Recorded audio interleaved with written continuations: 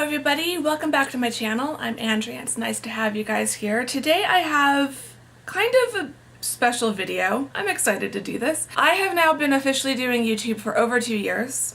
I started my channel on April 1st. It was not an April Fool's joke.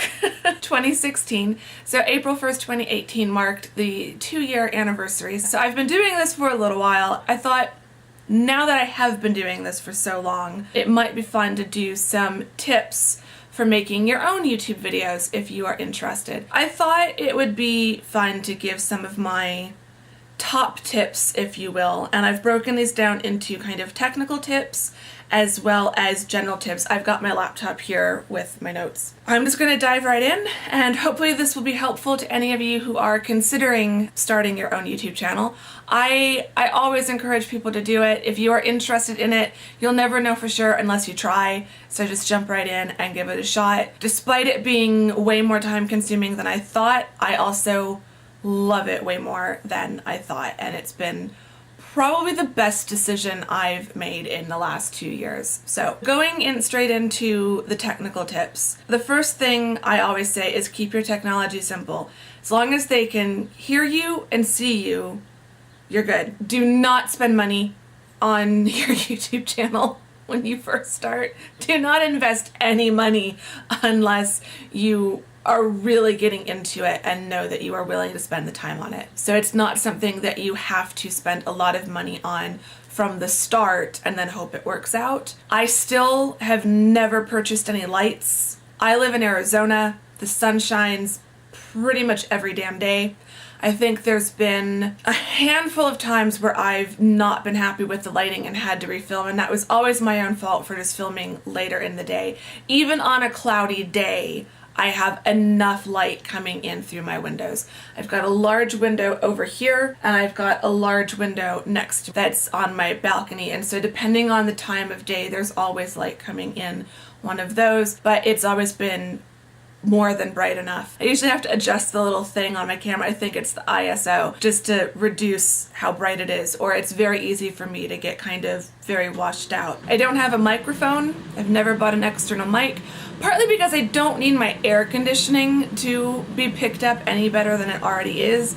Again, I live in Arizona. It's very hot for most of the year. I tried in the beginning to turn the AC off while I was filming, but it gets hot in here really quickly, so I just have to deal with the air conditioning. So I've never bought a microphone. I've never bought lights, either studio lights or a ring light. The only thing I bought when I first started was a tripod, and I had a camera. I had a DSLR, but the very first video I ever filmed, which is still on my channel, because I've never privatized any of my early awkward ones, the welcome to my channel video was filmed on my old laptop, but it was filmed on the built-in webcam, which is why it's not HD and it's so low quality. I just have always used iMovie. I know that Windows also has any Windows, you can get Windows Movie Maker, which I think comes free on Windows products. So you do not have to have Adobe Premiere or Final Cut Pro or any of the more expensive video editing software. Start with what you have. Keep your technology simple and invest as you go along. And second tip, have a nice background or keep it super plain. I haven't done anything too fancy. I did move my roses. They were on my kitchen counter. I moved them into frame. But the rest of this is just how I have my living room. The garland is not for YouTube. The fairy lights are not for YouTube. That's just for me. I just like having Christmas lights up all year round.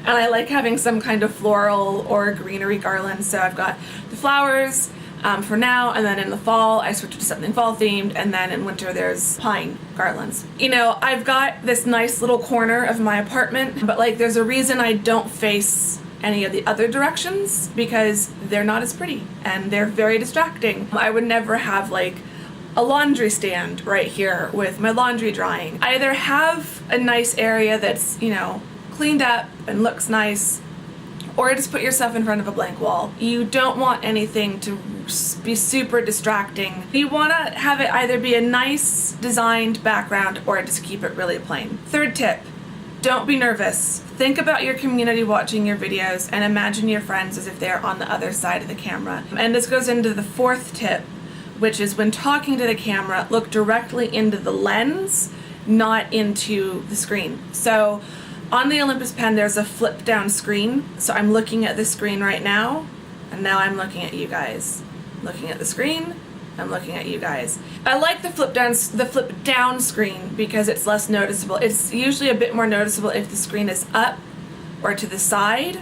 So when I was filming, I've got it right here, when I was filming on my Canon Rebel T3i, this has, and if you go back just a couple of videos, I filmed 2 videos recently on this camera. This camera, I always have the flip out screen, and I have it tethered to my laptop. So it ends up being, I'm either looking at the screen off to the side or I'm looking down at my laptop.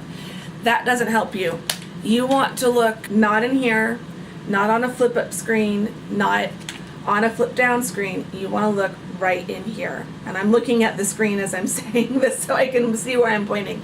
But you want to look directly down the lens of the camera, not anywhere around the camera at a preview screen. This is a tip that I learned when I took a film acting class. It was a film and TV acting class, which included kind of like commercials where you might be talking to the camera. If you're doing anything that is requiring you to talk directly to a camera and acknowledge that that camera exists, if you're trying to like really sell a product, you need to look straight down that lens, not anywhere else. The audience will be able to tell. It's so subtle sometimes, especially like I said, I like the flip down screen because it is the most subtle that I've noticed. But even now that I'm talking about it, you can probably tell as I'm looking back and forth. So I do have to catch myself sometimes if I notice I'm looking at the screen too much. So I'm not perfect at this, but I do make sure, especially if I'm talking about something really important, that I really focus on looking at the lens. Now, if you're nervous about talking on camera, if you're nervous about just making videos in general, the best way to feel more natural about it is to imagine a friend on the other side of the camera or in the camera. Like you've got to really look down that lens to where your friend is sitting, kind of tiny little friend sitting inside there, and really focus on that. Not get caught up in all of the strangers that might be watching or feeling awkward that you're sitting alone in an empty apartment talking to yourself. Like that can get really awkward sometimes and you can second guess yourself a lot. Now that I've been doing this for a while and I know who so many of my viewers are, they're friends of mine in real life and online, and I know who my regular viewers and commenters are, so I just imagine that I'm sitting here talking to my friend Tamsin, or my friend Shannon, or my friend Marie, or I could really list a lot of people, but I imagine that those are the people that I'm talking to, the people that I know watch my videos on a regular basis and comment on my videos on a regular basis. Those are the people that I think about when I'm filming. So it becomes easier to think about talking to a friend and not being alone in my apartment talking to myself. Because when I do these videos, I don't feel like I'm talking to myself. It feels like that kind of personal connection. It doesn't feel completely disconnected like I'm just talking to myself. So if you're struggling with that, think about people you care about, think about friends who might be watching the video, imagine you're just talking to them, and look straight down the camera lens as you do. The next tip is sit down videos. Either script your videos so your words flow smoothly or edit carefully. I edit carefully because I hate scripting my videos. I hate feeling like I'm penned in on what I have to say and what I can't say, so I'd rather edit my videos carefully. I think it takes about the same amount of time to either edit carefully or to script what you're going to say ahead of time. But what I have learned is too many awkward pauses, too many uhs, long silences will bore the viewer. I've been talking for about 15 minutes at this point. I will probably have trimmed this down hopefully to about 12. So I would rather be able to just kind of speak freely, say what I want, say whatever pops to my head, and then edit out any pauses where I've stopped to think about what I'm going to say next, or any long, I'd rather edit those out to make the video tighter rather than script it. I feel like it's a little bit more natural. I watch videos where I can tell that they are scripted. Sometimes it feels a bit too formal for me. So depending on what your focus and what your niche is going to be, scripting it might be really good, or having at least a skeleton script of what you're going to say might be good. But in other videos, I've always kind of tried to have a more natural, free-flowing, chatty, conversational feel to my videos, and I feel like you lose that when you script it. But that doesn't mean that I would ever put a video up just unedited. It just doesn't work on a regular basis, and you want to make sure that you're really keeping your viewers' attention. So leading into that, invest time in learning how to edit. In the beginning, when I first started, I was just chopping off the beginning and the end, where I was, reaching to start the camera or stop the camera, or, fixing my hair or something. I would edit those bits out, but I very quickly realized I do have a tendency to talk a lot, and no one needs an unedited 40-minute video from me. So I will go through and edit the videos and make them tighter and flow more smoothly. And that was probably the best thing that I did in the beginning, was taking that time to learn how to do basic edits and cuts to make the video tighter and flow more smoothly. If you are going to get into daily, weekly, or travel vlogging, figure out your own style. Don't try to copy what other vloggers do. It's very easy to fall in that trap of thinking that that's just the way to vlog and wanting to copy them. So figure out your own style. For me, I tend to not talk to the camera a whole lot when I'm out and about. I will talk to the camera when I'm here at home, and when I'm out, it will be a lot of kind of clips strung together into a montage with some music laid over it. And so my vlogs will alternate between a talking at home bit and then a musical montage bit, and then talking at home, and then musical montage. I could do a whole separate video on vlogging tips. Let me know if you would like me to do that, and I will. But I definitely think the most important thing for vlogging is to find your own style. The last technical tip is to figure out a consistent upload schedule and stick to it. So for a while I was doing 3 videos a week, then I had to drop down to 2 videos because doing 3 uploads while writing a dissertation was a bit crazy. Now that the dissertation is done, I'm going back to 3 videos a week, but you want to be consistent with that. You want to upload on the same days every week so that they know. So I'm switching to a Monday, Wednesday, Friday schedule. I want my viewers to know on Monday, Wednesday, Friday, they will get a video. I don't specify a specific time, but I generally upload them first thing in the morning when I wake up, so depending on how crappy my internet connection is that day, it usually gets published by around 10 a.m. Arizona time, which is about, I think, 1 p.m. Eastern time, and that would be, at this time of year, 6 p.m. UK time.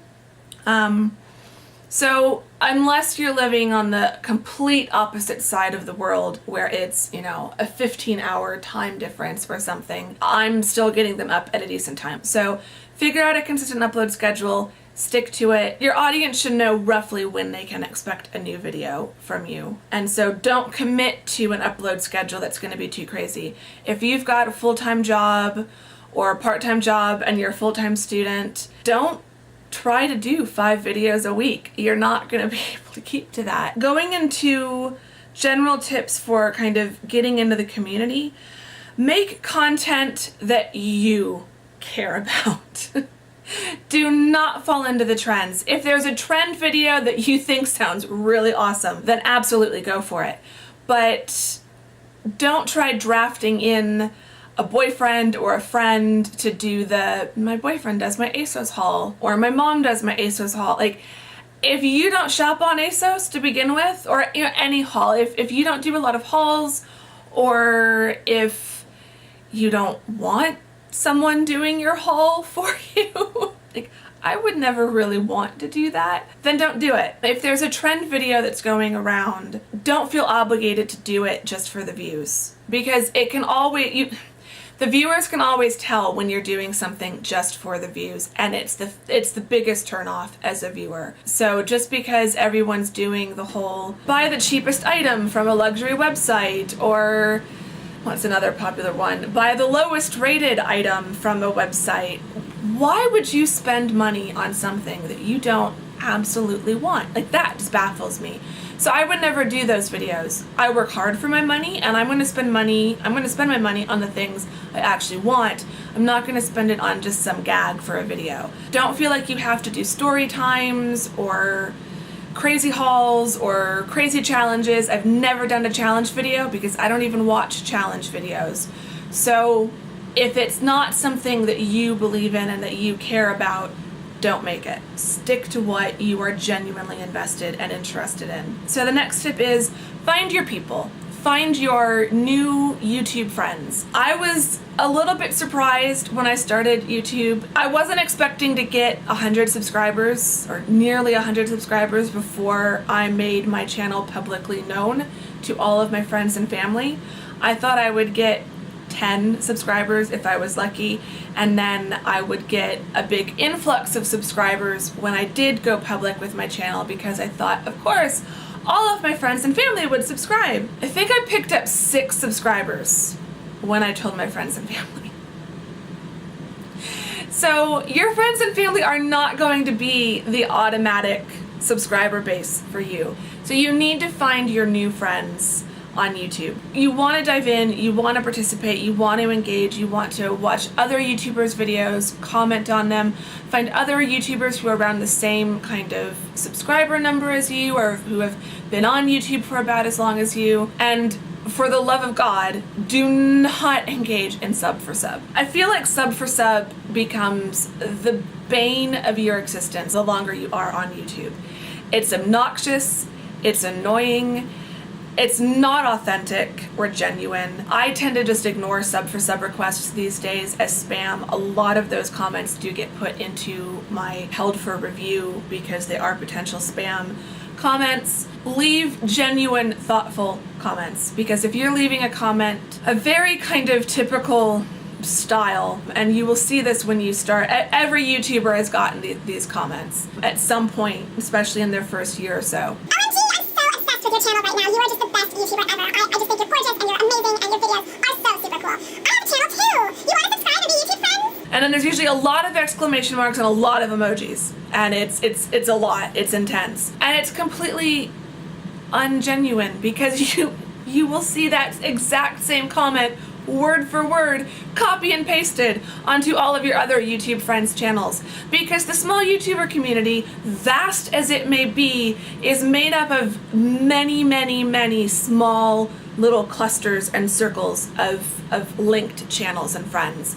So the channels I watch tend to be a lot of other small YouTubers, and there's a lot of overlap between all of us. So I will recognize people in the comment sections of some of the other videos that I watch within the small YouTuber community. We all kind of know each other. When I see someone leaving that comment on 10 of my friends' channels, and then that person finally pops up leaving that comment on my channel, I know they don't mean it. And it just makes me want to not look at their channel at all.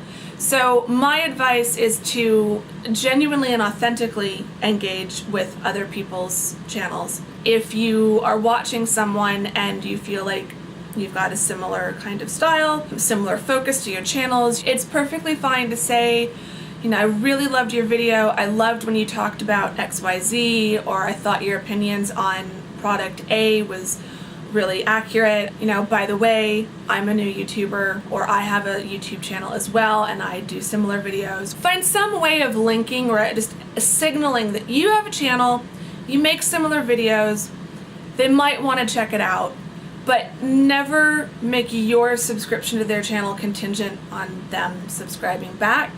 Either you subscribe to the channel because you genuinely are interested in their content and want to watch their videos, or you don't subscribe at all. You don't want to subscribe to channels that you don't watch. Or I don't want subscribers who aren't watching my videos. I probably could have over 1,000 subscribers, you know, at this point, 2 years in, if I did engage in sub for sub practices.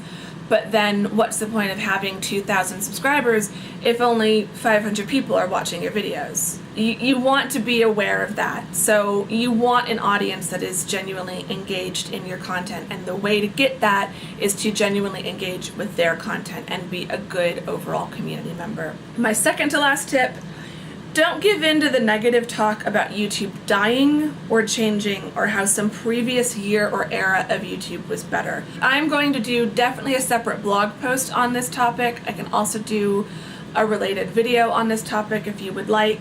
YouTube is not dying. YouTube circa 2012 was not the best year ever on YouTube. YouTube is changing and it's evolving, and yes, there have been some issues, particularly with the monetization whole debacle earlier this year with a lot of channels, mine included, getting demonetized. That was very frustrating in the way that it was talked about and the way that it was implemented. But YouTube as a technological platform is always going to change. It's never going to stay exactly the same. The people on YouTube are always going to change.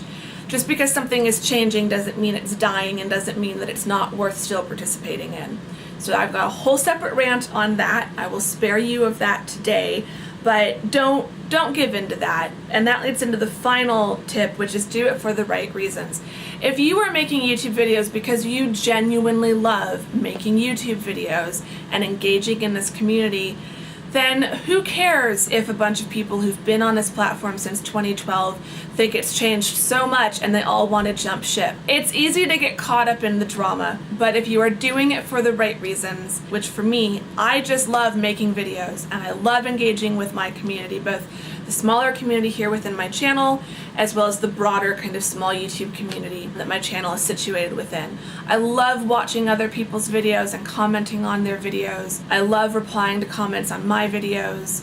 I love talking to you guys. I love engaging with you guys. And even if I only had 20 subscribers, I would still be making these videos. The sit-down videos like this, I probably wouldn't make as many of, but the vlogs, I love the vlogs, and I would do them even if only my mother watched, because I get so much creative satisfaction out of filming and editing those vlogs. So when you're doing it for the right reasons, the drama about if YouTube is dying or not won't affect you as much. And so when you feel like it is starting to affect you, and it definitely was for a little while, because it was sad to see so many of my friends being so upset about it and talking about wanting to stop making videos. I had to kind of scale back and just not listen to that and just focus on why I am making these videos and just kind of do my own thing.